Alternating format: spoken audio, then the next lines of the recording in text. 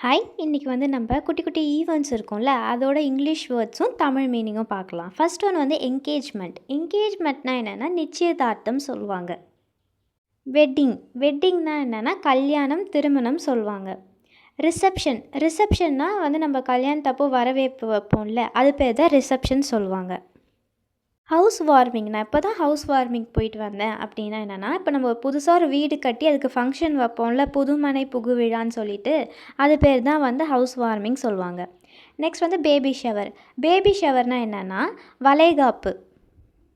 ஆனிவர்சரினா என்னென்னா, இப்போ கல்யாணம் ஆயிடுச்சு, ஹஸ்பண்ட் அண்ட் ஒய்ஃப்க்கு 1 வருஷம் முடிஞ்சிடுச்சு கல்யாணம் ஆகிட்டு, அந்த 1 வருஷத்தை ஆண்டு விழாவாக கொண்டாடுவது தான் ஆனிவர்சரின்னு சொல்லுவாங்க. இப்போ லவ் பண்ணுறவங்க லவ் ஆனிவர்சரி கொண்டாடுவாங்க.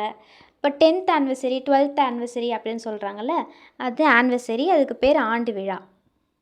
நேமிங் செரிமனி அப்படின்னா என்னென்னா, இப்போ ஒரு குழந்தை பிறக்குது. அந்த குழந்தை பிறந்தோடனே அதுக்கு பேர் வைப்பாங்கல்ல, அதுக்கு ஒரு ஃபங்க்ஷன் மாதிரி க்ரியேட் பண்ணுவாங்கள்ல, அது பேர் தான் நேமிங் செரிமனி சொல்லுவாங்க. பெயர் சூட்டு விழா. இந்த வீடியோ பிடிச்சிருந்தா மறக்காமல் ஒரு லைக் பண்ணியிருக்கோங்க. எஜுகேஷன் சம்மந்தப்பட்ட வீடியோ வேணால் மறக்காமல் சேனல் சப்ஸ்கிரைப் பண்ணிக்கோங்க. தேங்க்யூ.